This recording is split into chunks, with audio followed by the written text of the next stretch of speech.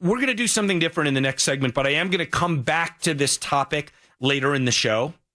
In the next segment, we're going to have a guest, Steve Weissman. He's a former hospital president who says that the U.S. can easily slash everyone's medical bills and insurance costs overnight. Now, 2 weeks ago, he delivered a petition to to Trump Tower, demanding an end to predatory healthcare pricing. He had over 100,000 signatures on this petition. And one of the things Steve Weissman says is that hospitals should charge the same price to everyone. I'm actually not sure that I'm on board with that. It's going to be a very interesting conversation, and that's coming up next on The Ross Kaminsky Show. 7:23 on a Tuesday morning. I'm Ross. Thanks so much for being with me. You know, if you're like much of the rest of the country, which seems to be, everybody seems to be watching Tucker Carlson's new show on Fox News. Tucker is a brilliant dude, and everyone should be watching his show. You may have seen my next guest, Steve Weissman. Steve is a former hospital president who has some important thoughts about the way that medical and hospital pricing is done in the United States of America. And Steve created an online petition at change.org. And rather than my describing it, I'll just go to Steve. Good morning, Steve. Thanks for being here. Thanks for taking time out of your day. I appreciate it. Thank you, Ross. It's great to be with you. So let's start with your experience that caused you to say we need to get a lot of people behind this movement to, as you say, end predatory health care pricing. How did you come to this realization?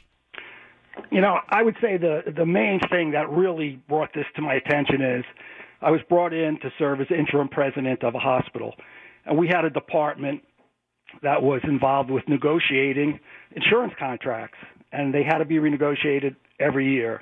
People were coming to me saying, look, we think the hospital down the street is getting better rates than us, and we're being shortchanged by the insurance company. So I said, look, what are their rates? How much is the same insurance company paying those guys? And they came back to me and they said, we can't find out. That's not public information. Mm-hmm. So I was sitting there as president of a hospital, and I couldn't even find out how much the hospital down the street is charging for the same services as us.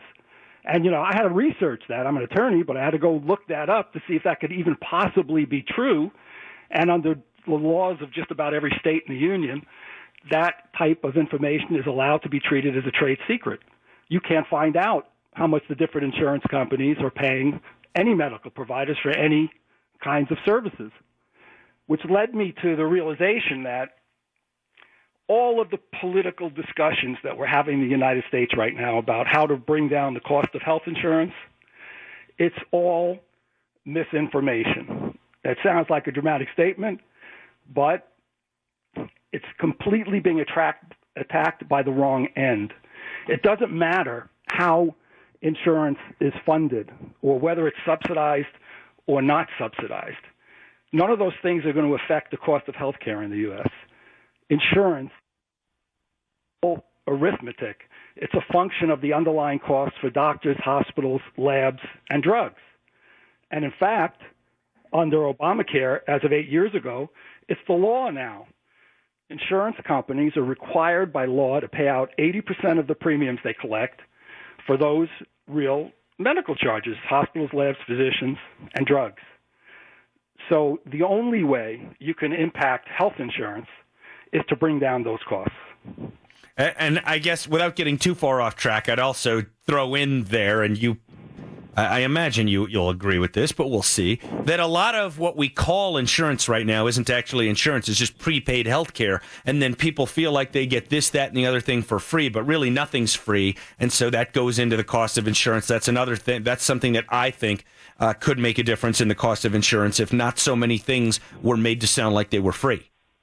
Yeah, there's no question. Nothing is for free. Somebody's paying for everything. And nowadays, people have much bigger deductibles and bigger co-pays, and it's more important than ever to be able to shop. But you can't shop for healthcare services. And I've got to say, you know, you listen to me and I sound like maybe a radical in some way when I say that all politicians are attacking this from the wrong end, and I don't want to be too cynical about the situation. But the fact is that hospitals, or let's say the number one lobbying group in the United States, greater than oil and gas industries, the defense industry, and the aerospace industry combined, is the healthcare industry. So I told a story the other day on this show, Steve. I was out skiing with my kid in the mountains a couple weekends ago, and he fell, and his shoulder was hurting him a lot. And I was concerned about possibly a broken collarbone. And so we went to a local, fairly large primary care clinic, and I went in and I said, all I need is a doctor's order for an x-ray. That's all I need. And they said, well, we're going to have to get him set up as a new patient, and then you'll have the appointment with the doctor. And of course, whenever I hear set up as a new patient, I'm thinking, hold on to my wallet. But so I asked the young lady, the receptionist there, how much will it cost me to meet with the doctor to get an order for an x-ray on my kid's shoulder? And the answer was, I don't know. And then they said, well, you can talk to our business office. They gave me a phone number for an office somewhere else. I called the office somewhere else. The office says, who's your insurance? This goes right to the heart of what you're talking about. Right. They said, who's your insurance? And I told them my insurance, what network it is or whatever. And they said, well, it'll be somewhere between $200 and $500. First of all, that's an insane amount of money for probably 5 minutes with a doctor to write a note. But second of all, just think about the bid-ask spread there, $200 to $500. And then I called the local x-ray clinic and said, how much will it cost to get an x-ray on my kid? And the same thing. I don't know. Transfer me to someone else, $200 to $500. So you've hit the problem right on the head. Look, when we go to the grocery store, everybody knows they're paying the same price for a box of Cheerios, right? Same thing in the gas station. We go to the department stores, we all pay the same price for the same item. In healthcare, there are actually no prices. People know this intuitively, and they're angry about it, but it's actually too hard to believe. But the only answer you can get in healthcare is what insurance do you have? And as a result of that, we're all in narrow networks. We can't shop. Healthcare providers don't really have to compete with each other because they're only covering people in network. And if you don't have insurance and you happen to walk in, you may pay 10 times more than somebody who does have insurance. They charge you the highest price. And the answer is really simple. That's what's so frustrating about the situation, that nobody's talking about it. The answer is healthcare should be priced just like everything else in the United States. All providers, I'm in favor of free markets and capitalism. All healthcare providers should be able to charge whatever they want, but they got to charge everybody the same price, and put it in a standard format. You know, Medicare has hundreds of thousands of billing codes. Anything any healthcare provider can do to you has a code for it. So it would be very simple to say that all healthcare providers state a rate. They could use a simple format like Medicare rates, like, look, we charge Medicare rates, or we charge double Medicare rates. And you could Google any medical procedure you need and get prices from everybody in the country. But most importantly, when you get injured and you have a hospital 3 miles east of you and 3 miles west of you, they're going to have to compete with each other. And whether you're going on an emergency or a scheduled item, the prices are going to have to be competitive. Nobody can believe that it's a coincidence that the only product in the United States where we're having a cost crisis, which is actually the leading cause of bankruptcy in the United States, is healthcare. Yeah, and the other one, by the way, is higher education, which is also government. There's government meddling and government subsidizing. But let me just push back a little bit as a screaming libertarian capitalist kind of person myself. Okay. And that is, it's true that when people go to the supermarket and the gas station, everybody pays the same price for everything. But if you were to go to, let's say, a law firm or a consulting firm or a large tech firm, and you're buying massive systems, or you can negotiate price. I negotiate prices on everything all the time. I negotiate, or even smaller things. I'll negotiate a price for a car.